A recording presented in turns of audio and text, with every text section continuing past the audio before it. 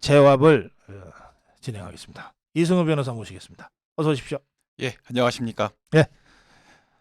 우선 이 노웅래 체포동의안 얘기부터 좀 해보죠. 네네. 예. 체포동의안 이제 부결되는 거를 국민들께서 다 지켜보셨고요. 예. 전후 과정도 다 들어보셨습니다. 네. 그리고 증거와 관계돼서 법무부 장관이 국회에서 그것을 설명하는 과정도 여과 없이 거의 이제 공개가 됐죠. 네. 자, 그 내용과 관련해서 사실은 이제 국회의원 체포와 관련된 이 면책 특권과 함께 아주 중대한 국회의원의 특권인 불체포 특권, 이것을 존속시켜야 되느냐라는 문제에 대한 아주 근본적인 질문이 다시 한번 불이 붙은 것 같습니다. 예. 특권 폐지해야 되는 거 아니냐? 사실 이 이야기와 관련돼서 면책 특권과 그다음 체포와 관련된 불체포 특권에 대해서는 이재명 대표가 전에 그 경기도지사 국정감사 받고 할 때 아주 뭐 농락하듯이 하신 표현을 많이 쓰셨었던 그런 부분인데 이번엔 부결하는 것과 관련해서는 마치 체포동의안이 가결되면 부당하거나 헌법적인 가치를 훼손하는 것 같은 이제 이와 같은 형태로 접근을 하는 것이 됐고, 당연히 부결됐어야 되고 법무부 장관이 나와서 혐의와 관련된 어떤 증거관계를 설명하는 것 자체가 관행에서 벗어나는 부적절한 행위다. 이런 형태로 비난하는 내용을 보면서 국민 여론조사 한 결과를 봐도 부결 결과 자체가 부적절하다. 60%는 이런 얘기가 나온 것은 결국은 뭐 부결은 시켰으나 정치적으로는 굉장히 치명상을 입은 것이 아닌가. 전 이런 생각이 좀 많이 들었습니다. 그래요. 네. 그 좌파들이 말이죠. 예. 네, 그날 이제 체포동의안 표결할 때 체포동의안을 국회에 제출한 정부 측 대표로 한동훈 장관이 나가서 왜 이 사람을 체포해야 되는지를 설명하지 않았습니까? 그렇습니다. 설명이 굉장히 구체적이고 또 아주 그걸 뭐라 그러지? 아주 상상이 가도록 그렇게 실감나게 설명을 하더라고요. 네네. 그래서 한동훈 장관의 설명을 들으면 이런 나쁜 X가 뭐 이런 생각이 들 정도입니다. 그런데 좌파 국회의원들은 한동훈 장관이 그렇게 하는 바람에 오히려 더불어민주당 국회의원들이 쫄아서인지 겁이 나서인지 더 똘똘 뭉쳤다. 땡큐 한동훈 뭐 이런 얘기하는 자도 있더라고요. 그거 어떻게 보셨습니까? 그 장면? 저는 그걸 보면서 이분이 제정신인가 이 생각이 들었습니다. 아니 국회의원 이거 최고위원 아닙니까? 정청래.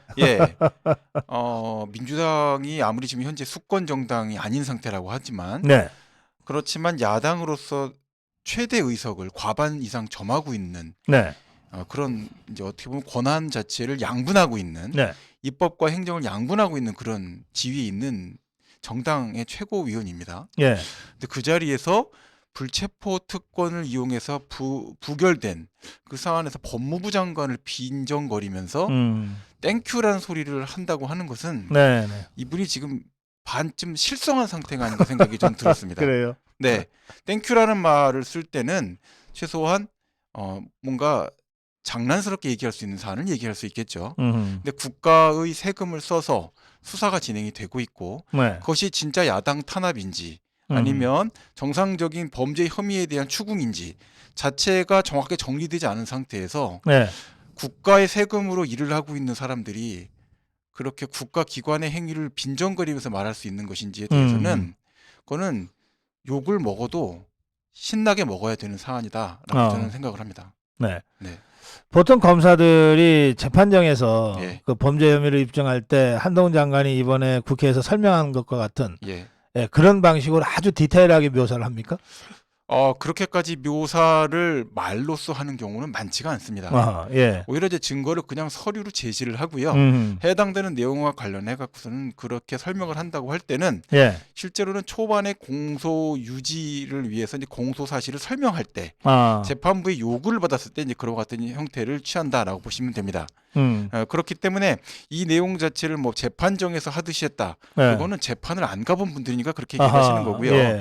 증인 신문을 하는 과정에서 국회의원에서도 그런 식으로 물어보거나 대답하거나 하지 않습니다. 그건 결국은 공소와 관련돼서 최종적인 의견을 재판부에 설명을 해야 되는 그런 상황이 됐을 때. 근데 체포 동의안이라는 것이 올라왔을 때 예. 국회가 부결을 할 것인지 네. 가결을 할 것인지 판단한다는 얘기는 국회가 체포 동의안의 내용을 듣겠다라고 해서 법무부 장관을 불러 올리는 거거든요. 그렇죠. 그러면 해당되는 사안에 대해서 법무부가 갖고 있고 체포 동의안이 나오게 된 내용에 대해선 당연히 검찰권에서 어떤 형태의 판단을 했기 때문에 국회의 동의를 구하는 것이다 라는 얘기를 설명해야 되지 않겠습니까? 그건 당연한 것이다라고 생각을 합니다. 여태까지 그렇게 설명을 안 했다는 부분이 오히려 적극적으로 법무부 장관이 권한 행사를 하지 않고 일종의 직무를 좀 유기한 것이 아닌가, 전 이런 생각이 더 많이 들었습니다. 아, 그렇군요. 국회가 설명을 요구했으니까 가서 설명한 것이다. 당연히 가서 설명을 해야 될 자리이기 때문에 법무부 장관이 그 시간을 내서 국회에 가는 거 아니겠습니까? 귀향에 설명할 거라면은 아주 실감나게 자세하게 설명하는 것이 맞다. 예, 당연하다고 생각합니다. 알겠습니다. 네. 예. 자, 그런데 이제 이번에 우리 이승우 변호사 말씀하신 대로 그 체포동의안이 부결되는 사태를 보면서 이게 국회의원들이 정말 수많은 특권과 방탄으로 자신들의 기득권을 지키고 있구나. 네. 이제 이런 생각들을 이제 많은 국민들이 하게 되면서 이 특권 폐지를 좀 하자 이제는. 예. 이제 이런 그 여론이 지금 계속 조성되고 있어요. 네. 이승우 변호사는 이 국회의원 특권들 중에 어떤 특권들이 있는지 조금 아시는 대로 설명해 주실 수 있으시겠어요? 제가 알고 있는 거는 이제 저는 헌법적으로 설명을 일단 간단하게만 드리겠습니다. 예. 김의겸 의원이 아주 유용하게 사용을 했던 면책 특권이 있습니다. 면책 특권. 네, 직무상의 발언 또는 표결과 관련해서는 민형사상의 책임을 지지 아니한다. 네, 민형사상 그 의회에서의 그런 발언과 표결에 대해서 책임을 지지 않는다라는 법상의 헌법상의 문구가 있습니다. 헌법 45조가 이제 그걸 규정하고 있고요. 그다음에 헌법 44조 1항이 불체포 특권.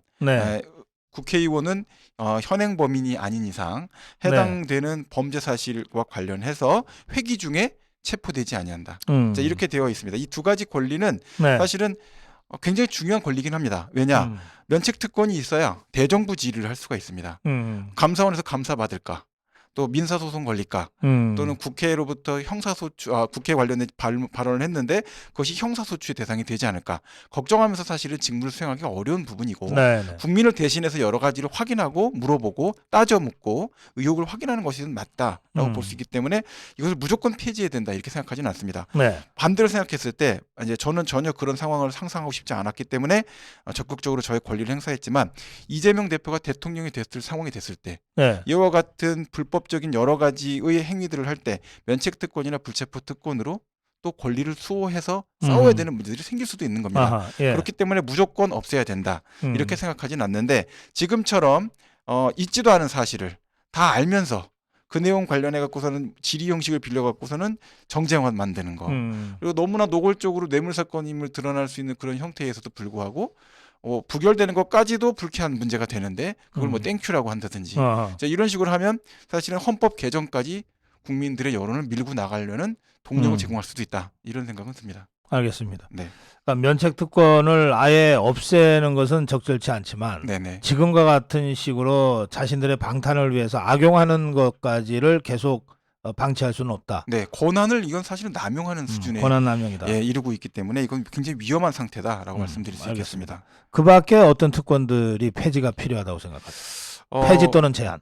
저는 이제 지금 상태에서 국회의원 특권 관련해서 글쎄요, 저는 정치적으로 특권이 뭐가 있는지까지 제가 잘 모르는데요. 오히려 좀 설명을 해주시면 그런 권리가 필요한지는 모르겠다. 한 200개쯤 돼서 네, 그래서 일일이 설명할 너무 수가 없어요. 많다라고 얘기는 알고 있고 가장 저는 이런 생각은 듭니다. 국회의원이 보좌관을 그렇게까지 많이 둘 필요가 있나? 그 생각은 좀 많이 듭니다. 사실은 우리가 국회의원을 보고 뽑았지 보좌관을 보고 뽑은 건 아니기 때문에 국회의원들의 보좌관을 줄이고 국회의원들이 직접적으로 활동할 수 있게끔 오히려 보좌관 숫자를 줄이는 만큼 국회의원 숫자를 늘려보는 건 어떨까? 이런 생각은 좀 갖고 있는데 국회의원 자체에 대해서 혐오를 느끼시는 분들은 100명으로 줄이자 얘기를 많이 하고 계시니까 그것도 좀 적절한지는 모르겠습니다. 아, 그래요? 네. 그 국회의원들 꼴 보기 싫다고 숫자를 줄이면 예컨대 300을 200으로 줄이면 200명의 힘이 그렇죠. 300명 때보다 더 세집니다. 저도 그 점이 가장 무료라고 생각합니다. 그래서 사법부에서도 그렇고요. 예. 이 대법관 숫자를 증원하는 예. 거에 대해서 굉장히 싫어합니다. 네. 왜냐하면 1인의 권한이 약해지니까요. 그렇죠. 예. 그래서 오히려 국회의원을 많이 늘린 나라일수록 보좌관 숫자를 많이 줄이고 국회의원들이 가방 메고 다니면서 본인들이 스스로 그렇죠. 입법 활동을 직접 개입하는 네. 형태로 일을 한다라고는 알고 있는데 예. 이제 그것을 어느 정도로 수용이 될 수 있는 상태로 예. 만들지는 이제 좀 더 노력해볼 문제다 그러나 생각합니다. 이제 우리 국민들은 뭐 워낙 국회의원들에 대한 혐오가 높아가지고 네. 숫자 늘리자 그러면 막 비명을 지르실 거예요. 네네. 이것저것 앞뒤 생각할 것 없이. 네네네. 네, 그게 또 그렇습니다. 국민 법감정이죠. 예. 자, 영진방님 슈퍼챗 고맙습니다. 자, 다음 주제로 넘어가 보겠습니다. 이재명이가 말이에요. 예. 가까운 그 국회의원들한테 자기하고 가까운 측근 의원들한테 네네. 나 아무래도 기소될 것 같다 이런 발언을 한 것이 알려졌습니다. 예. 이 피의자가 예. 또는 지금 기소가 됐으니까 피고인이죠. 예. 예. 아무래도 나 기소될 것 같아. 이미 기소가 됐는데 그 건 말고 다른 건으로 예. 기소가 될 것 같아라고 가까운 사람들한테 얘기한다는 거는 예. 이게 이 사람의 이자의 심리 상태가 어떻다는 뜻입니까? 일단 같다라는 표현을 쓴 게 적절한지는 모르겠습니다. 네. 같지가 않거든요. 확실하다? 기소는 확실한 건데, 근데 그걸 같다라고 얘기한다는 얘기는 예. 뭔가 잘못되고 있다라는 뉘앙스를 깔고서 말하는 아하. 것 같이 들립니다. 그러니까 나 쟤랑 헤어질 거야. 라고 말해야 되는 거를 쟤랑 헤어질 것 같아. 그건 마치 내 잘못이 아니라 제 잘못인 것 같은 상대방의 잘못으로 뒤집어 씌우는 것 같은 그런 표현이라고 그러네요. 느껴지거든요. 그러니까 이 표현 자체는 당연히 기소될 사안인데 기소될 거야. 기소되면 잘 부탁해. 이런 얘기도 아니고 기소될 것 같아. 왜 일이 이렇게 되지? 뭐 이런 식의 뉘앙스 같이 들리기 때문에 예. 이거는 좀 뭔가 일종의 유체 이탈 합법. 네, 이제 그런 표현이라고 좀 여겨지고요. 그 이야기를 들으면서 또 공감을 형성하고 있는 그 분들도 같은 심정으로 이야기를 듣고 대화하는 것 같이 좀 느껴집니다. 네. 그래요. 근데 사실 이런 거 아닌가요? 세상 사람 다 속여도 자기는 못 속이는 거 아니에요. 그렇죠. 완전 범죄가 현실로는 없다 그래요. 네. 그렇지만 진짜 완전 범죄를 했다 치고. 네네. 그렇지만 지는 알잖아. 근데 이제 허위 사실 공표죄 사건들 보면 같이 골프 치시고 다 하셔도 기억을 못 하시지 않습니까? 그런 걸 보면은 상황에 따라서는 본인이 진짜 범죄를 했다는 생각을 안 갖고 계실 수도 있다. 진짜로. 그럴 수도 있겠죠. 자기 확신이나 자기 합리화가 뛰어난 분들은 기억을 왜곡시키고 조작할 수 있다라고도 하거든요. 하거든요. 그런 식으로 실제로 자기의 기억이 완전히 왜곡돼 있을 수도 있다. 이런 생각도 한번 해볼 필요가 있다 생각합니다. 그거는 비정상인 거잖아요. 머리 구조가. 이미 이제 이것은 장애 상태에 간 거다라고 볼 수도 있겠죠. 그렇게까지는 생각은 안 하는데요. 지금 상태에서 보면 뭐 최근에 이제 발언 수위를 또 굉장히 높이고 있다라고 하시더라고요.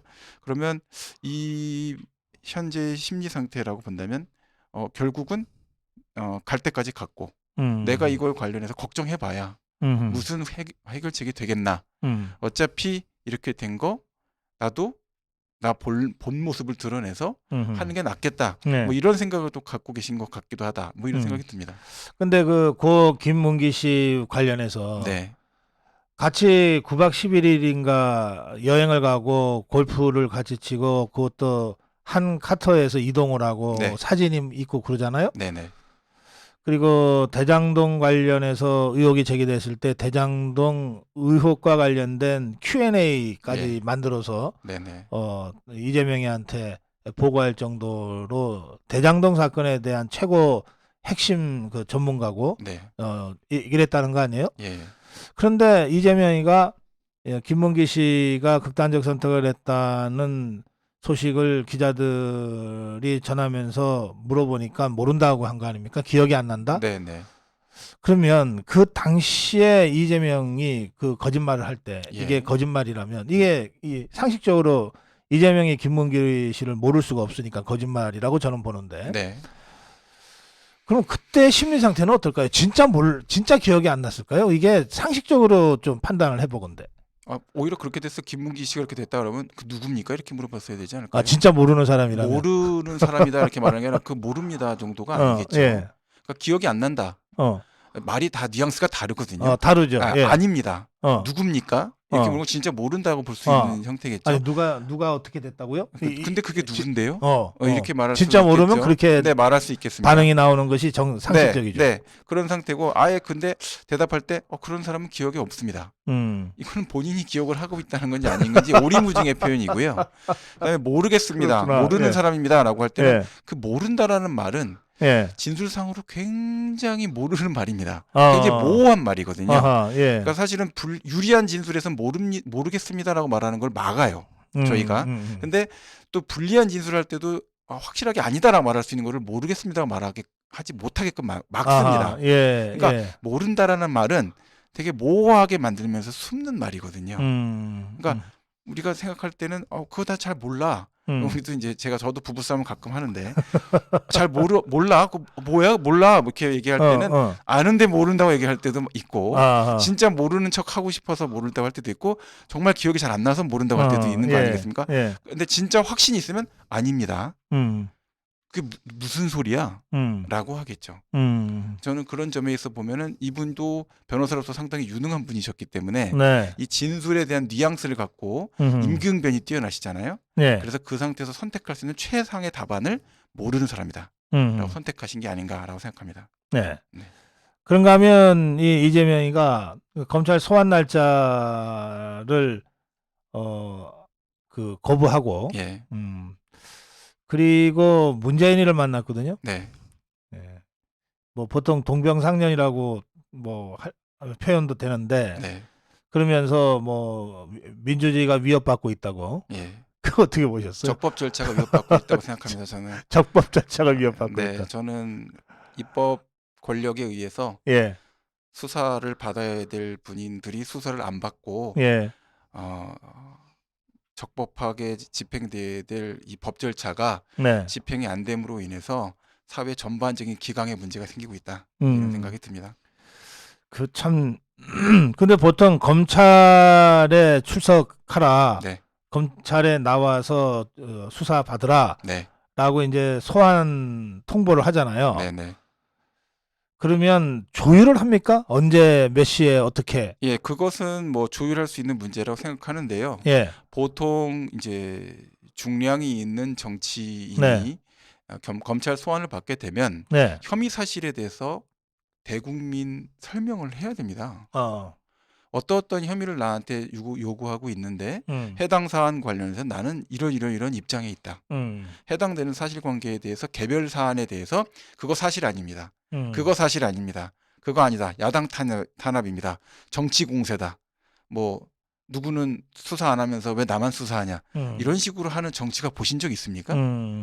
사실 유례가 없는 정치인이라고 생각합니다.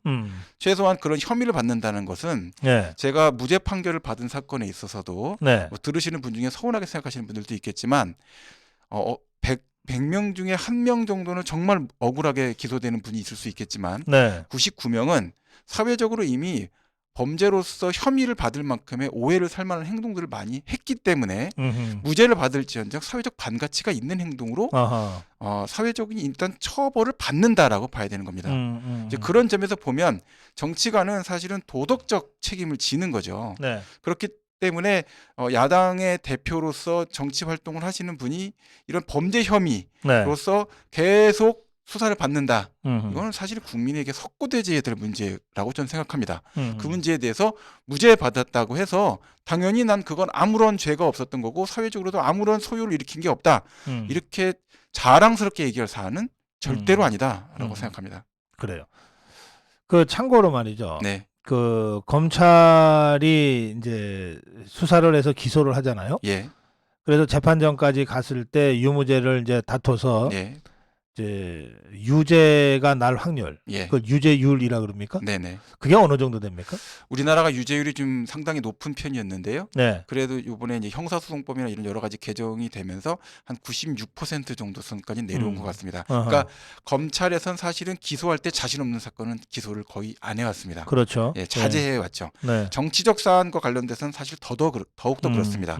왜냐하면 횡령 배임과 관련된 사안, 뇌물과 관련된 사안은 무죄율이 그보다 더 높습니다. 합니다. 그렇기 때문에 10% 정도 선에서 수렴한다. 그래서 90% 정도 유죄율을 갖고 있다. 이렇게 네. 보고 있는데요.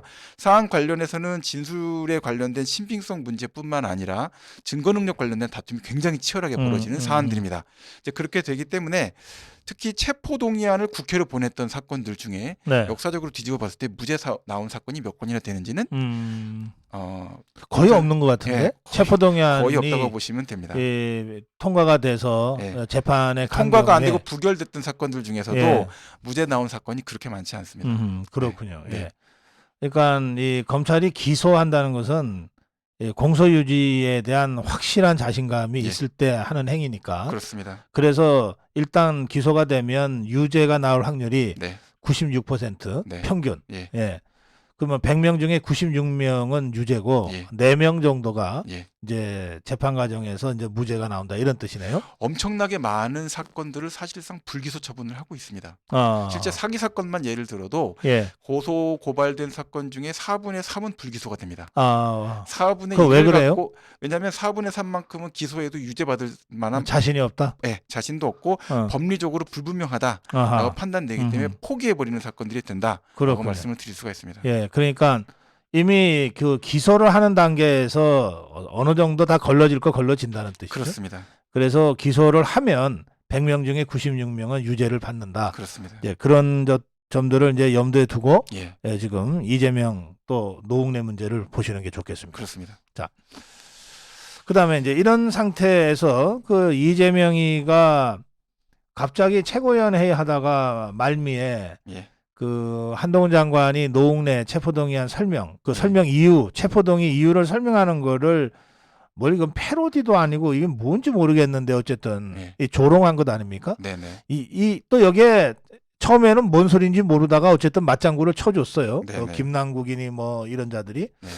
이 자들의 그 집단적인 심리 상태도 참 궁금해요. 심리 상태는 제가 잘 모르겠지만 그냥 경박하다 느꼈습니다. 경박하다. 네. 네. 그냥 그렇게 느껴졌습니다. 최고회의에서 기자들이 영상을 촬영하고 녹음하고 있는 와중에 그런 행동을 했다라는 그냥 그 행위 전체가 주고받는 희화 과정이 그냥 경박하다라고 얘기해줬습니다. 네. 알겠습니다. 네. 예. 그럼 뭐 심리 상태 얘기 나온 김에 한 가지만 더 여쭤볼게요. 네네. 유동규가 지금 불구속 이제 구속 기간이 연장돼서 지금 나와 있는 상태 아닙니까? 재판은 받고. 네네. 이 유동규가 이재명이한테 나한테 왜 그랬어요라고 묻고 싶다 이런 진술을 했는데 네. 이 유동규의 심리 상태는 어떨까요? 이분은 성격이 좀 돌직구. 죄송하지만 돌쇠 같은 좀 그런 타입이신 것 같아요. 믿으면 확실하게 믿고 그냥 배신당했다 생각하면 거침없이 나가는 그런 성격이신 것 같거든요. 그러니까 직진밖에 할 줄 모르는 성격이지 않나. 그렇기 때문에 휴대폰도 던지고 막 이런 행동도 하실 수 있었던 것 같고. 시키는 대로? 네. 아니 시키는 대로 쓰레기통을 뒤져서 뭘 먹었대. 네. 근데 입원할 정도로 많이 안 아파서 실패한 거지. 네. 이제 그런 분인 것 같고 이분의 진술을 보면은 마치 이게 저도 보면 사건 관련돼서 뭔가 이제 허위 진술을 하거나 누군가의 사주를 받고 조작 진술을 하게 되면 후속 발언을 안 하게 됩니다. 그러니까 거짓말을 한번 했을 때 그 거짓말이 탄로나지 않게끔 해야 되기 때문에 많은 말을 하면 안 되거든요. 그러니까 딱 정제된 말만 해야 됩니다. 그러니까 마치 김만배 씨처럼 행동을 해야 되는 거죠. 말을 아껴야 됩니다. 지금 보면 이재명 대표께서도 본질적인 진술에 관련된 내용들을 아끼지 않습니까? 그 변죽도 드리는 소리만 계속 하시죠. 그런 것처럼 유동규 씨는 근데 그 반대입니다. 계속 구체적인 진술 또는 해당되는 내용에 관련된 이야기들을 계속 꺼냅니다. 주변에서 그거 모순되는 거 아니냐라고 얘기할 정도로 계속 얘기를 합니다. 그거는 사실은 거침이 없을 정도로 본인이 사실에 기반하고 기억에 기반해서 이야기를 하고 있다는 거죠. 또 엄청 억울한 그 심정 상태인 것 같아요. 그러니까 그 부분에 대해서는 굉장히 본인이 내가 어떻게 될지언정 이 부분에 대해서는 난 진실을 좀 밝혀야 되겠다. 이런 생각을 지금 갖고 있는 게 아닌가. 그게 아마 그분의 심리 상태가 아닐까. 분하다. 내가 저런 분을 믿고 여태까지 이렇게 살았다는 게 분하다. 뭐 이런 심사가 아닌가라는 생각이 듭니다. 그러면 그런 심리 상태에서는 없는 말도 만들 수가 있습니까? 이재명을 죽이기 위해서? 해당되는 내용에서 뭐 그렇게 가능성이 전혀 없다. 이렇게 단정 지을 수는 없는데요. 예. 그렇다고 한다면 작심하고 나오는 발언도 거짓말일 거 아닙니까? 거짓말을 배경으로 해서 이야기를 꺼내려고 한다면 지금처럼 말이 많으시면 안 됩니다. 그거는 나중에 위증의 문제도 생길 수가 있고요. 그렇죠. 예, 되게 재판장에서 하는 말들이 많기 때문에. 그렇습니다. 네, 위증의 문제도 생길 수가 있고 또 더 나아가서 명예훼손적, 허위사실 적시 명예훼손의 문제가 될 수도 있기 때문에 네. 그 문제로부터 자유롭지 못할 수 있다라는 생각을 하게 될 겁니다. 네. 지금 이분도 사실 거의 준 변호사급으로 법정 공방이나 법리에 대해서 알게 되셨을 거거든요. 네네. 한참 수사 받으셨고 또 구치소 안에 교도소 안에 들어가셔서 한참 계셨잖아요. 6개월 이상 계시면서 그 안에서 여러 이야기를 다 들으셨을 겁니다. 그렇죠. 예, 그렇기 예. 때문에 이분은 이미 본인 사건과 관련된 유사 그 구속 요건에 관련돼서는 네. 변호사를 뺨칠 정도로 공부가 돼 있다라고 생각이 됩니다. 그러니까 이분이 그런 고민을 하지 않고 막 뱉는 거다 이렇게 생각하기는 어려울 것 같습니다. 그 감옥에 가면 그 사건 변호사들 뺨칠 정도의 법률 전문가들이 많습니다. 양형을 거의 예측하시는데 거의 신통이 있을 정도 그렇죠. 수준입니다. 네. 예. 너 뭘로 들어왔어? 얘기해봐. 쫙 듣고 난다. 몇 부야? 너는 2년이야. 그 판사님 요새 기분이 안 좋아. 3년 받을지도 몰라. 이렇게 찍는. 네, 맞습니다. 그렇게 찍는 게. 글쎄 네. 말이에요. 예. 하여튼 그 사람들이 변호사 자격이 있는 사람들은 아닙니다. 네네. 예, 감옥 오래 산 사람들 얘기. 예. 자, 그러면 유동규 얘기 조금만 더 해보죠. 네네. 그 윤건영이를 이재명이한테 자기가 소개시켰다는 주장을 했어요. 네네. 그런데 이재명이 쪽에서도 그렇고 윤건영이도 사실무근이다 이랬거든요. 예. 그러니까 바로 그 다음날 예. 내가 너 2번 만났잖아. 예. 그리고 어떻게 해서 내가 너를 이렇게 해서 이재명이랑 소개시켰잖아. 예. 더 자세하게 얘기해? 예. 이런 식으로 확 쥐어 박으니까 네. 찍소리를 못하대. 벌써 문제 삼았어도 여러 번 문제 삼고 고발했어도 고소했어도 여러 번 고소해야 될 사안 아닙니까? 글쎄 이 정도가 되면. 그런데 해당되는 내용 관련해서 구체적으로 이야기를 해도 문제 삼지 않는다. 문제 삼을 수가 없는 거죠. 문제 삼으면 진실이 드러날까 봐. 예. 고소 고발을 하게 되면 수사를 해야 되지 않습니까? 그렇죠. 그러면 참고인으로 무조건 그 두 분이 나가셔야 되죠. 예. 이런 형태가 되니까 고소 고발할 수 없는 상태에 있고 그게 허위 사실이다라고 다툴 수도 없는 겁니다. 왜? 허위라고 하면 진실이 뭐였다 설명을 해야 되거든요. 그렇죠. 그렇게 되면 김의겸 의원이 이야기했을 때처럼 뒤에 있었던 사실관계를 다 오픈하게 됩니다. 그때의 뒤수습을 할 수 없을 것이다라고 생각하는 것 같습니다. 그럴 때는 그만 입 닫고 있는 수밖에 없다. 그렇습니다. 그러니까 유동규의 말이 진실에 가깝다라고 우리가 생각해도 된다. 추측하기에 그게 지금 한번 경험을 해보지 않았습니까? 예. 김의겸 의원이 했을 때 청담동 사건으로 와장창 막 문제가 될 것 같다가 다 그게 무너지는 걸 경험을 했기 때문에 반면 교사로 배운 게 있어서 그런 사실관계가 없는데 했다면 유동규를 이번에 붕괴시킬 수 있는 좋은 기회 아닙니까? 근데 왜 아무것도 안 합니까? 그러니까. 네. 그러면 우리 이승우 변호사 설명 들으면 재밌어요. 남욱이의 심리 상태는 어떨까요? 남 변호사 유동규랑 조금 결이 다른 것 같은데. 남욱 변호사는 제가 말씀드렸잖아요. 연수원 37기 저랑 동기라고. 변호사들은 그렇게까지는 못합니다. 네. 그래도 사법연수원뿐만 아니라 변호사로서 생활하면서 여러 가지 되게 조심해야 된다라는 거를 좀 많이 배워서 이제 변호사는 되게 당찬 것 같아 보여도 법정에서만 당차고요. 밖에 나오면 쫄보입니다. 그래. 네. 그래서 이렇게 막 피고인으로 법정에 서 있을 때 뭐 같은 걸 막 얘기하고 그게 조서로 정리되고 신문 조서로 되고 하면 혹시 무슨 일이 생길까? 그걸 걱정할 수밖에 없는 그런 팔자 안에 들어가 있습니다. 그래서 남 변호사는 진술할 때도 보면 뭔가 이렇게 머리를 극적극적하면서 항상 고심하면서 이야기를 할 수밖에 없는 그냥 그런 성격이라고 보시면 됩니다. 거기다가 이제 민사 사건을 주로 했던 변호사 아닙니까? 형사 사건을 했던 저 같은 사람이면 지를 때 좀 질러보자 이렇게 샤우팅을 할 수도 있는데 이분은 이제 민사 사건 주로 했고 자문하고 뒤에서 조율해갖고 처리하는 주로 조정하고 조용히 처리했던 성격이기 그렇죠. 때문에 전면에 얼굴이 드러나는 것 자체도 싫을 겁니다. 그렇게 저는 성향이 좀 다르다 이렇게 생각합니다. 김만배는 어떤 것 같아요?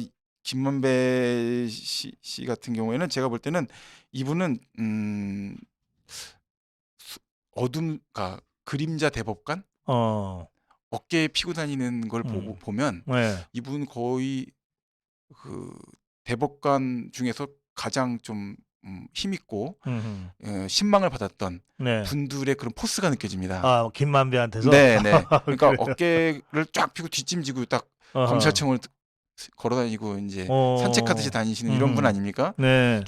출두할 때도 이제 그걸 보면 사실은 검찰청도 우습게 알고 초계처럼 여기고 아하. 대법원도 이발하러 들어가시는 분 아닙니까? 그래요. 예. 박사님 같으면 대법원에 이발하러 가시겠습니까? 저는 바빠서 못 가요. 네. 바쁘시지 않으셔도 이발하러 대법원 가시는 분이 몇 분이나 있겠습니까? 예. 그리고 그것도 통제를 다 받는 그런 사법경찰들이 다 그렇죠. 지키고 예. 있는 거기를 들어가는 겁니다. 거기 가서 머리 깎고 뭐 놀다가 대법관을 만났는지 아닌지 모르고 이렇게 다닐 수 있는 정도의 분이면 이제 거의 이제 그림자 대법관이다. 이런 정도의 느낌을 주는 그런 분이고요. 그럼 혹시 저 김만배랑 권순일이가 만났을 때 네. 김만배가 상석에 앉고 뭐 그랬을까요? 그랬을 수도 있죠. 예. 상속에 앉는 거는 뭐 어차피 대한민국의 자유 아닙니까? 북한 같으면 최고 존엄을 모독한 죄로 끌려갈 수도 있겠지만 예.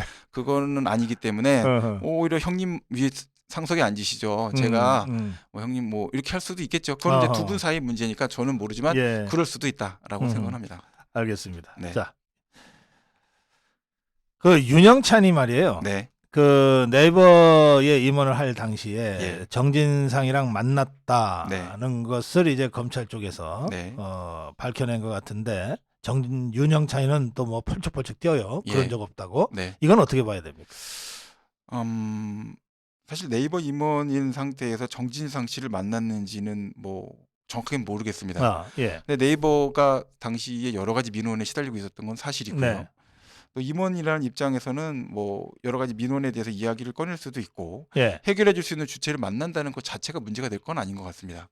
이제 근데 지금 상태에서 보면 정진상 씨를 통해서 일반적인 이 축구 클럽에서 받을 수 있는 상상할 수 없는 이런 광고 예. 형태로 후원금이 들어갔다. 39억. 네. 예. 뭐 1억 원 유치하기도 힘든 판에 음. 몇십억씩 갑자기 준다. 이거는 사실 생각하기 힘든 금액 그렇죠. 아닙니까? 예. 이제 그와 같은 형태로 민원을 제기했을 것이다. 근데 민원을 제기하지 않았다 했다 이거 자체가 아니라 만난 적이 없다. 지금 이렇게 얘기를 하시는 그래요. 거잖아요. 예. 이렇게 되시는 상황이라서 글쎄 이거를 뭐 이분을 또 불러드리려면 또 체포동의안 또 해야 되는 문제가 지금 있지 않습니까? 이 윤영찬이가 이제 정진상이가 아직 입을 안 열고 있잖아요. 네네. 뭐 묵비권이라고 해야 될지 뭐 하여튼 진술 거부를 지금 하고 있는데 그거 믿고 지금 지가 거짓말해도 괜찮다 이렇게 해서 이렇게 주장하는 걸까요? 일단 저희 저의 생각에는 현재 상태에서 확실한 증거가 없는 상태라고 한다면 예. 부인을 하는 것이 일단 불가피한 선택이다라고 생각합니다. 일단 부인해 놓고 봐라. 네. 아니다. 만난 적 없다. 만난 증거가 있으면 제시해 봐라.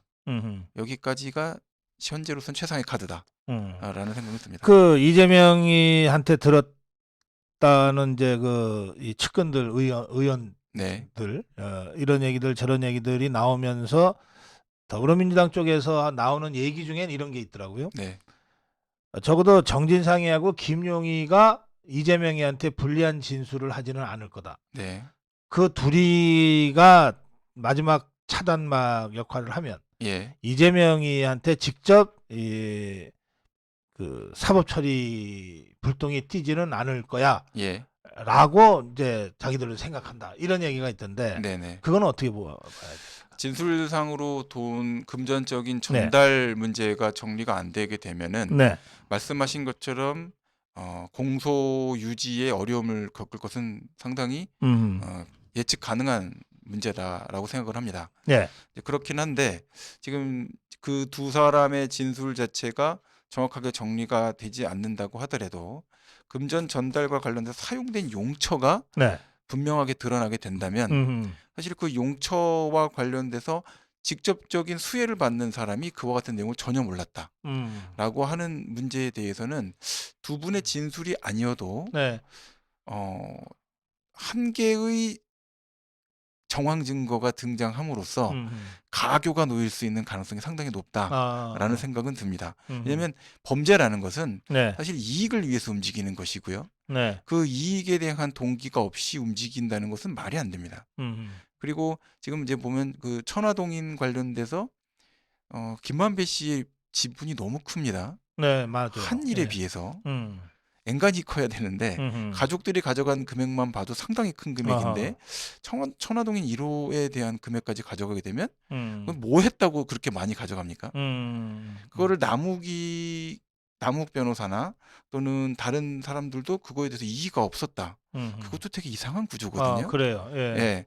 그럼 그 돈과 관련돼서 주인이 누굴까? 이런 의심에 대한 거는 사법부에서도 당연히 가질 만한 의혹이다. 네. 그리고 그 돈이 어떤 형태로 쓰였느냐. 또 더더군다나 지금 이제 박사님하고 또 말씀을 나누게 되겠지만 지금 김만배 씨 측근 2명이 범죄수익은닉규제법으로 구속되고 뭐 네. 3명 정도가 구속되는 이런 일이 지금 그래요. 진행되고 예. 있지 않습니까? 이런 내용들을 보면 그 수표와 관련돼서 변화가 이렇게 발생되고 네. 금전적인 처리를 이렇게 이 돈만 또 숨기게 된 이유는 뭐고 예, 해당되는 금액 중에 나머지 2호, 3호는 은닉하지 않은 이유는 뭐고 그래요. 예. 좀 특이하지 그것도 않습니까? 이상하네. 예. 1호를 숨겼으면 2호, 3호도 숨겨야죠. 김만배 돈이라며요. 이상하지 않습니까? 예, 그러면 그러니까 1호는 뭔가 숨겨야 될 일관성이 이유가 없는 있는 거죠. 거네요. 예. 일관성이 없는 거죠. 내 돈인데 내가 하야 되면 어차피 바꿀 거 한 번에 다 바꿔야죠.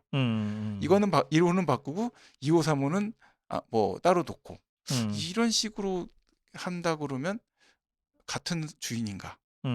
주인이 동일인인가? 동일성을 인정할 수 있을까? 이거 합리적인 의심 아닙니까? 예, 그런 점이 있어서 해당 내용과 관련해서는 지금 단순하게 그 김용하고 네. 그 정진상이 정진상 씨가 입을 다문다는 것만 갖고 수사가 그 상태로 종국을 맞이할 것이다. 라고 기대하는 사람은 제 생각에는 이재명 대표밖에 없지 않을까 생각합니다. 네. 그래요. 네. 예. 정진상이하고 김용희가 입 다물고 있어도 예. 이재명한테 대한 사법 처리는 얼마든지 길이 있다. 이런 예. 취지의 해설이셨습니다. 네네. 천상천하 유아독전님의 슈퍼챗이 있는데요. 범죄인 심리상담, 범죄인 심리분석 최고권위자 이승우 변호사님 새해 복 많이 받으세요. 최고권위자는 아닙니다. 네. 네. 그러셨어요? 네, 노력하겠습니다. 네. 예, 오명옥님이 다이아몬드 아미고 가입을 하셨네요. 22년 문정권 날리고 23년 잔재청산 탄탄 대한민국 해가 되리라 믿습니다 하셨고요. 천지무지랭이님이 슈퍼챗 하셨습니다. 고맙습니다. 자, 조금 전에 우리 해설 중에 나온 얘기인데요. 예. 그 돈 말이에요. 예.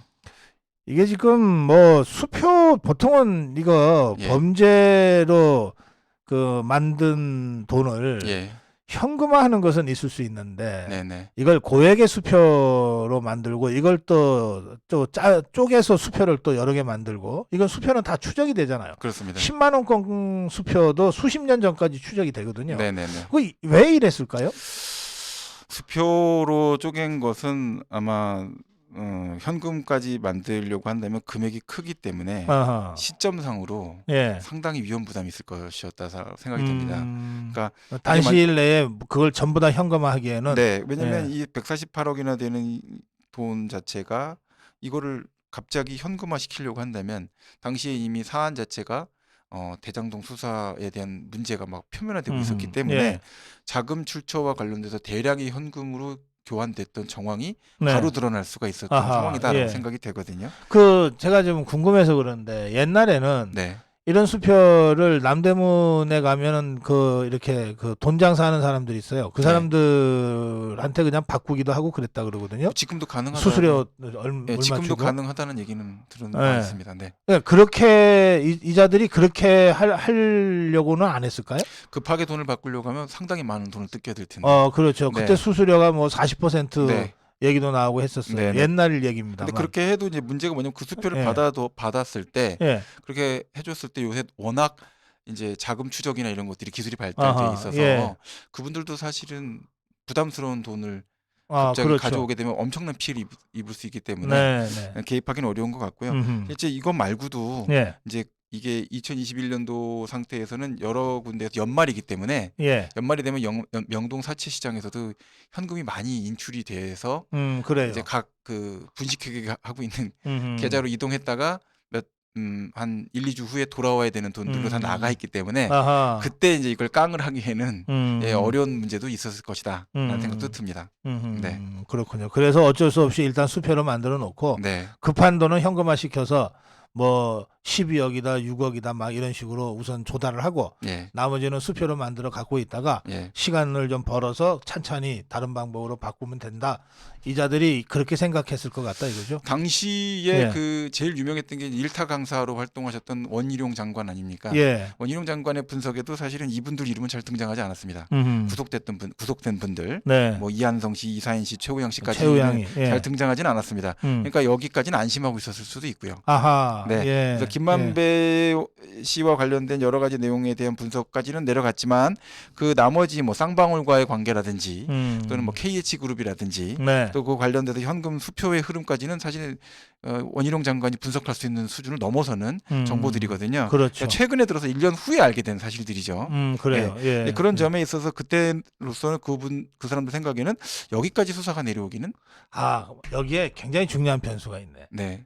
이재명이 대통령이 된다는 전제가 있다면 네네네. 그럼 이제 이게 뭐 수표로 갖고 있건 뭘로 갖고 있건 네. 대통령 되고 나면 다 자기들이 깨끗하게 클리어 된다. 네. 이런 그 전제가 있었던 것 같아요. 뭐 그리고 수사상으로 이제 뭐 대통령이 되고 될 거다 믿었던 부분도 혹시라 안 된다 하더라도 그래도 거대 야당이 있는데 설마 그걸 갖고서는 수사가 그렇게까지 깊이 내려올 수 있을까라는 생각도 했을 수도 있지 않을까라는 생각이 듭니다. 그러니까 결국 여기에 있는 돈들은 뭐 현금이든 수표든 크게 문제가 없지 않을까라는 생각을 하지 않았을까라는 생각이 듭니다. 그래서 그 좀 이게 느슨하게 관리를 근데 했다가 저는 좀 그런 부분이 있었던 것 같은데 예. 검찰 수사도 설마 이렇게까지 됐을 거라고는 사실 국민들도 기대를 못했던 부분이 있었거든요. 그렇죠. 그런데 그것까지 파헤쳐서 들어가서 여기 있는 사람들이 범죄 수익이다라고 확정을 시켜서 범죄 수익 은닉으로 그 사람들을 구속을 시키는 것까지 나갔지 않습니까? 네. 사실 이게 5년 이하 징역으로 돼 있기 때문에 예. 웬만해서는 구속을 잘 안 시키는 사안입니다.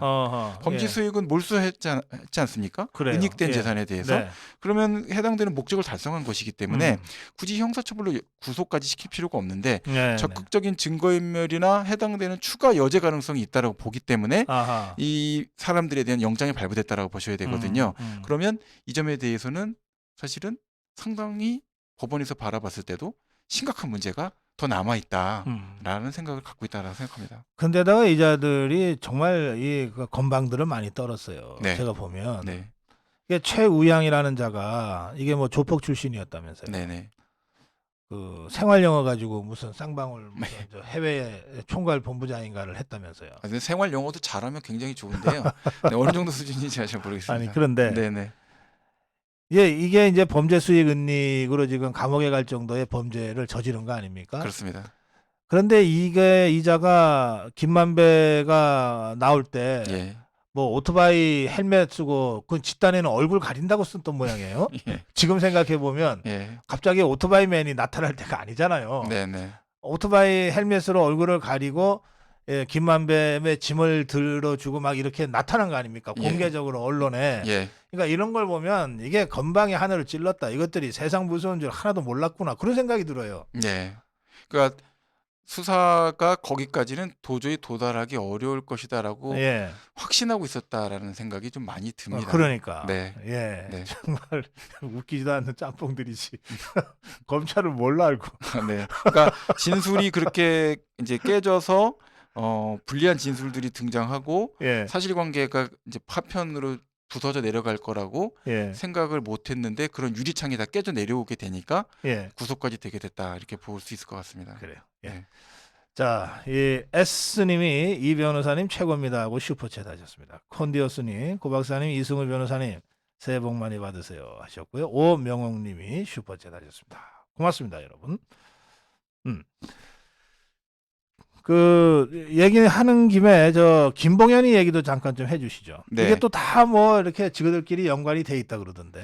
그 라임 사태가 제일 네. 큰 문제가 됐던 것 중에 하나가 네. 이제 6조 원 정도 되는 사모펀드를 운영해서 헤지펀드 형태로 운영을 했던 거거든요. 예. 그래서 여러 회사를 막 거느리고 사들이고 이런 형태로 네. 했습니다. 근데 6조라는 돈이면 사실 엄청난 돈이 음. 모인 겁니다. 그럼 이제 이 문제와 관련해서 가장 큰 문제가 생긴 것 중에 하나가 금융감독원에서 감독을 해야 되는데 감독 기능이 마비돼 있었다는 거죠. 음. 그리고 이제 그 과정에서 여러 가지 청와대 뭐 행정관도 개입되고 네. 그 여러 사람들이 공적으로 관리 감독을 해야 될 사람들이 오히려 음. 라임을 지원해주고 도와주고 그러면서 이와 관련돼서 발생됐던 여러 가지 문제가 터지니까 그 문제에 대해서 수사를 못하게끔 예. 증권범죄 특수조사단을 해체시키고 그건 추미애가 해체시켰죠. 네, 남부지검에서 열심히 공부 제일 열심히 하는 검찰 조직이라고 했거든요. 네. 네, 밤새도록 공부해서 자본시장법이 어렵습니다. 네, 그런데 자본시장법 관련된 공부를 많이 해서 이제 그걸 갖고 기소한다 해갖고 남부지검에 아주 꼬시고 전국의 증권범죄 또는 조직적 사기범죄 이거 관련돼 갖고서는 최고의 저승사자다 이렇게 평가받는 그런 이제 수사 조직이었는데 예. 단칼에 잘라갖고 다 해체시켜 버렸습니다. 예. 그래서 그때는 법조계 전체에서 이걸 이렇게 해체시켜 버리면 자본시장법 관련된 문제, 그다음에 조직적 사기 범죄를 도대체 어떻게 대응하려고 이렇게 하느냐. 금융범죄와 관련된 문제가 심각하다. 라임 사태와 관련돼서 정관계 관련된 로비 가능성에 대한 것들도 검토해야 된다는데 뭐 하나도 고려하지 않고 단번에 다 박살내고 경찰이 수사하면 된다. 예. 영등포 경찰서가 수사하라는 겁니까? 영등포 경찰서에서 그거 어떻게 수사합니까? 서울 경찰청이 수사해야 되는데 준비도 안 됐는데 갑자기 날려버리면 어떡합니까? 1년 정도 유예를 줘도 사실 그만큼의 인력이 모일 수 있을지 없을지 알 수 없는 상태인데 그렇게 다 파괴했던 그 사건이 라임 사태입니다. 그래서 지금까지도 사실 여진이 계속되고 있죠. 네. 지금 이 문제와 관련해서 피해자들 피해 회복됐습니까? 아무것도 된 거 없습니다. 예. 전 정권에서 이거 관련돼 갖고서 뭐 사과나 해명한 거 있습니까? 없습니다. 법무부 장관이 그렇게 해체해갖고 수사도 제대로 못되게끔 1, 2년씩 지지부진하게 끌고 갈게 만들었으면 그 사과해야 되는 거 아닙니까? 그 문제에 대해서는 아무도 지금 사과하는 분이 없습니다. 예. 그래서 이거 지금 다시 수습해갖고 기소하고 재판 받게끔 하는데 중간에 손목에 있던 전자장치 뜯고 도망가다가 48일 만에 잡혔습니다. 이거에 대해서 지금 더 많은 내용들에 대해서 공소시효가 완성되기 전에 네. 확인해야 되지 않겠습니까? 6조 원이나 되는 돈이 어떻게 사용됐고 네. 어떤 식으로 향응이 제공됐는지 그래서 왜 이와 같은 일이 백주대낮에 마치 대한민국 정통 헤지펀드인 것처럼 무슨 조지 소로스가 하는 헤지펀드처럼 작동하다가 이렇게까지 대사기 사건으로 끝나게 된 이 문제에 대해서 전면적으로 확인해야 되지 않겠습니까? 그래요. 중요한 문제라 생각합니다. 저는 이 김봉현이 사건과 관련해서 말이죠. 예. 그 구속 상태에서 재판을 받고 있던 자를 보석을 허가해 줬는데 네. 그 재판부가 보석금 3억 하고 이제 거주 제한 뭐 이런 걸 했습니다. 네네. 근데 이자의 그 손실 그 규모가 예. 1,000억대가 넘지 않습니까? 네네. 뭐 3억 그러면 이 김봉현이의 저지른 범죄와 비교해 보자면 이게 그야말로 껌값 아니에요. 그렇습니다. 이런 걸 가지고 무슨 보석을 조건부로 허가를 해주고 예. 결국은 그 보석 상태에서 이자가 도망치지 않았습니까? 그렇습니다. 저는 이게 재판부가 심각하게 오염돼 있거나 예. 문제가 있다고 저 느껴지거든요. 네. 그거 어떻게 해야 됩니까? 일단 보석 관련해서 한국 법원의 기본적 관행은 보석 사유가 어느 정도 있다고 해도 보석 절대 안 해주는 것이 일반 관행입니다. 예. 제가 경험했던 재판부 중에 몇 재판부는 보석은 원칙적으로 해주는 것이 법상으로 불구속 재판의 원칙에 부합한다라고 해서 받아주시는 재판부는 손가락에 꼽을 정도였고요. 보석은 판사님께서 아주 혜택을 베푸는 것처럼 해주는 형태가 아하. 보석의 우리나라의 관행이라고 볼 수 네, 있습니다. 네. 지금과 같은 사건에서 피해자가 그렇게 많고 법정에 와서 보는 피해자들도 많았을 겁니다. 근데 그런 상태에서 재판부가 뭐 때문에 그걸 보석을 받아줍니까? 제가 판사면 보석 못 받아줄 것 같습니다. 예. 왜냐하면 그 보석 받아주고 나서 그 원망을 다 받아야 되지 않습니까? 그렇죠. 그런 예. 고민이 있는 상태일 텐데 3억 원으로 보석금을 책정해서 보석을 해주셨다. 그리고 그와 관련해서 여러 가지 도주의 정황이 있다고 해서 검사가 다시 보석을 취소해 달라. 여러 차례 여러 요청했죠. 차례 요구를 했는데도 불구하고 그걸 보석을 그냥 계속 유지했다. 글쎄요, 저는 쉽게 이해는 안 되는 것 같습니다. 네. 그래서 결국 이자가 도망했잖아요. 그렇습니다. 그러면은 그 보석 결정을 한 판사는 아무 책임이 없습니까? 보석 결정했는데 도주했다는 것 때문에 재판부의 판사님이 공무원으로서 어떤 불법행위 책임을 지거나 예. 한 사안은 여태까지는 보지는 못했습니다. 예, 그래요. 근데 그 전에도 도망간 이력이 있고. 네. 그렇죠. 그전에 잠적을 했었죠. 예. 네. 수사받던 도중에 중간에 잠적을 해갖고 나타나지 않았던 이제 일들이 있었는데 사실 그 정도가 돼서 뭐 체포가 되고 구속이 됐다고 하면 도주의 우려가 있기 때문에 네. 보석을 받아줄 수 없는 사유도 충분히 있습니다. 그래서 저는 이 재판부에 대한 그 적어도 이 사법부 차원의 자체 조사 같은 거는 필요하지 싶습니다. 대법원장이 이제 저번에도 말씀드렸다시피 예. 이제 올해 9월에 이제 뭐 그만둘 테니까. 네, 이제 예. 그러면 여러 가지 그것도 사실 별로 바람직한 일은 아니겠지만 그러나 자정의 노력은 해야 되는 문제라서 네. 아마 여러 가지로 행정적인 역량이 있으시고 신망을 받는 분이라고 한다면 예. 원칙에 따라서 내부에서의 어떤 검토는 반드시 하셔야 되지 않을까 하는 생각입니다. 알겠습니다. 네. 자, 이번에 문재인 관련돼서 좀 살펴보겠습니다. 네. 서해 공무원이 학살당하고 시신이 훼손당한 사건 관련해서 이제 월북몰이를 문재인 정권이 했다는 것 아닙니까? 네. 이 사건 관련해서 박지원이하고 서욱이는 불구속 기소, 예. 서훈이는 구속 기소 이렇게 돼 있죠. 예. 예, 이거 저 재판 어떻게 전망하세요? 저는 이 내용 관련해서 지금 삭제되는 문서가 없다, 삭제할 수가 없다 이렇게 말씀하셨던 언론인이 계셨거든요. 네. 네, 박지원 전 원장님 음. 정말 많이 강조하셨고 진짜인 줄 알았습니다, 저도. 근데 검찰 조사 다녀오겠다 하고 갔다 오신 예. 다음에 바로 다음 날 예. 되더라. 이분은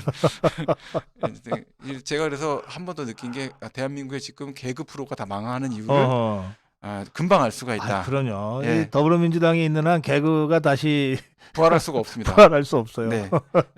그런 상태가 된 상태라고 한다면 또 지시나 해당되는 사안 관련해서 여러 가지 실제로 문서가 삭제가 된 상태다라고 한다면 이 유리한 사실관계를 삭제할 이유가 전혀 없는 상태 아니겠습니까? 그렇죠. 그러니까 월북 정황과 반대되는 정황들을 다 삭제했다라고 되는 것이고 그걸 복원해서 보니까 월북이라고 판단할 만한 내용이 없더라. 이렇게 되는 거 아니겠습니까? 이렇게 됐을 때 가장 큰 문제는 그 국가의 국민이 북한으로 미수복 지역이죠. 사실 법상으로 정확하게 보면 거기서 불법 단체에 의해서 사람이 죽는 상황을 방치하고 그 사망과 관련된 문제에 대해서 국가의 책임자들이 그것은 자진월북이다 라고 선언해서 유족들을 극단의 고통으로 밀어넣은 거거든요. 예.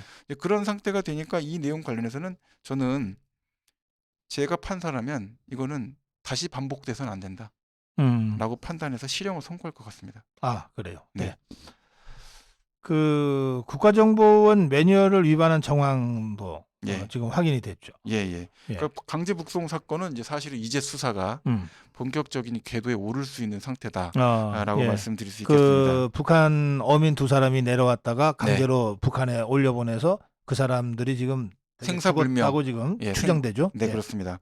그래서 뭐 그러니까 북한으로 돌아가겠다라는 의사가 분명한지 근데 분명하지 않았다는 사실은 영상에 남아 있습니다. 그렇죠.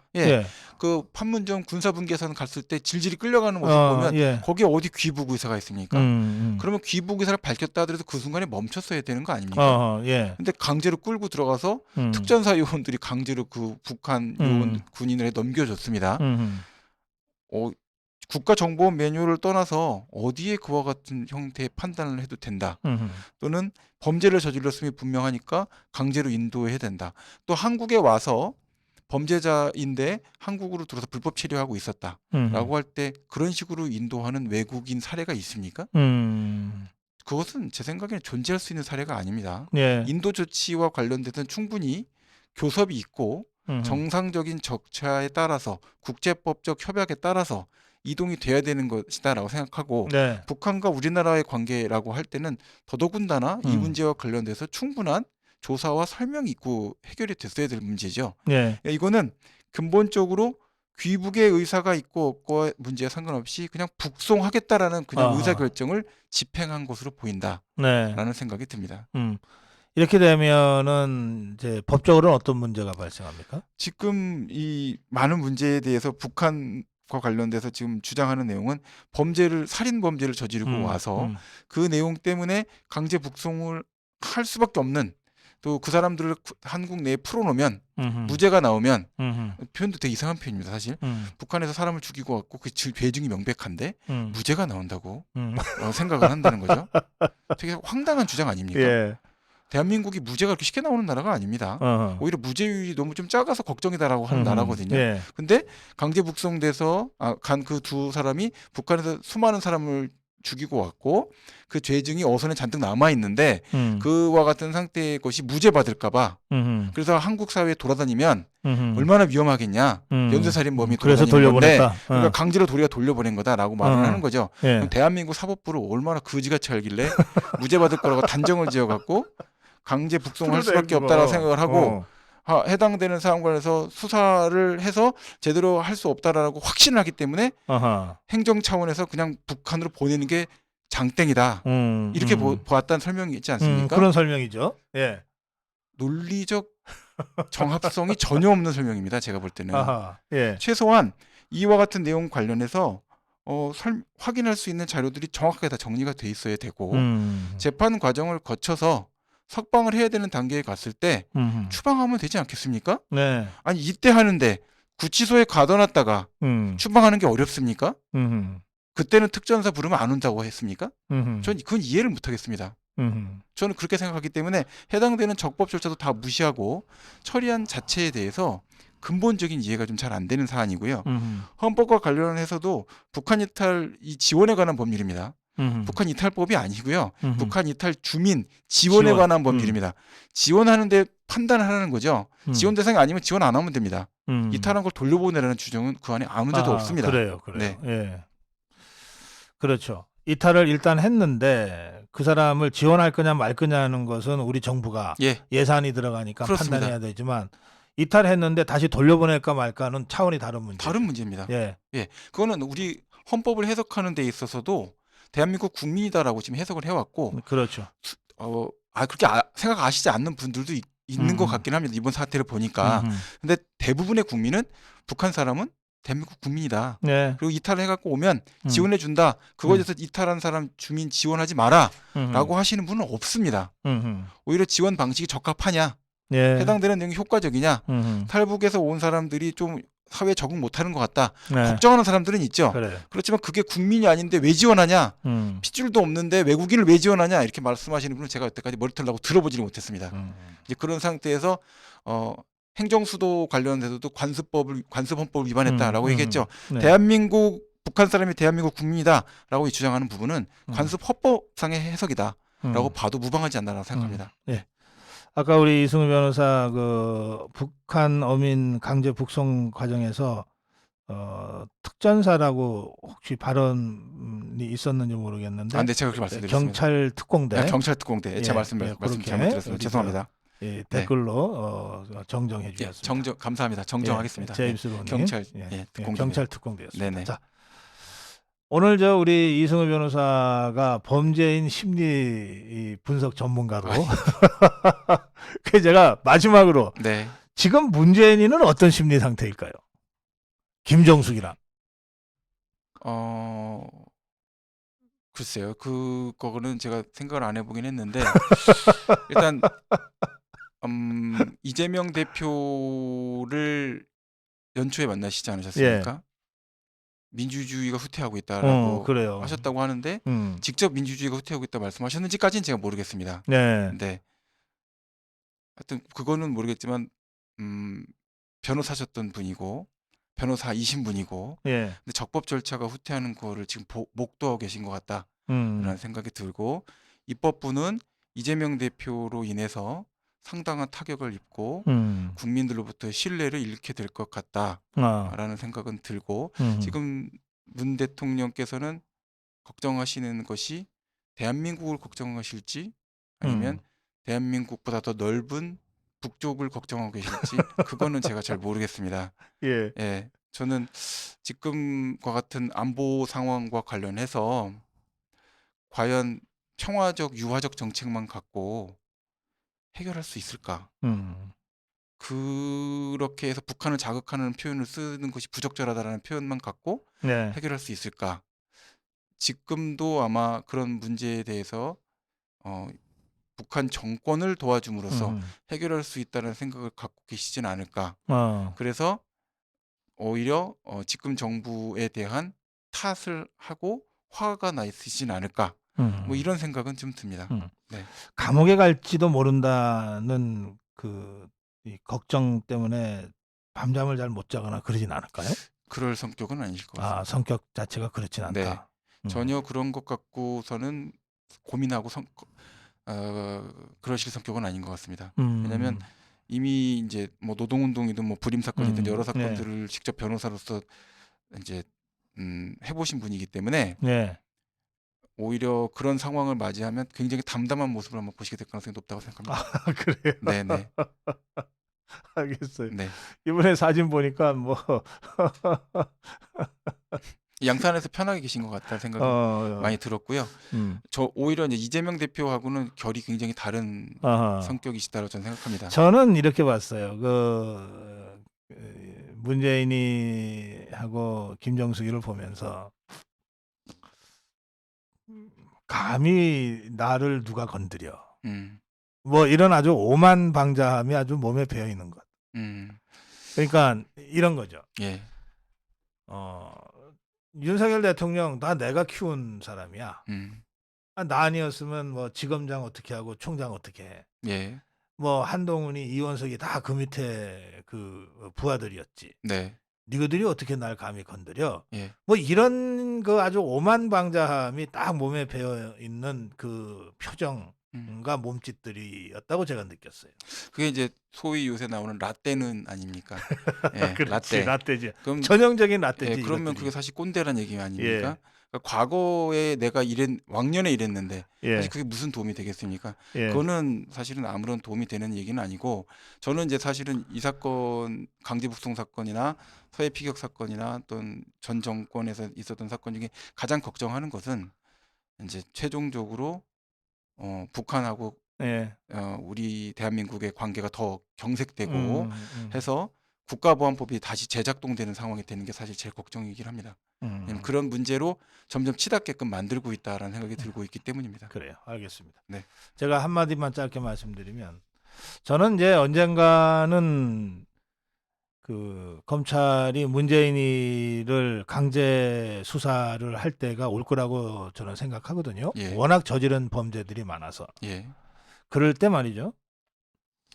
저는 초임 검사 보내서 수사시켜야 된다 이렇게 생각합니다. 그러면 안 됩니다. 왜요? 그러면 안 돼. 그리고 또 여러 가지 일이 생길 수가 있죠.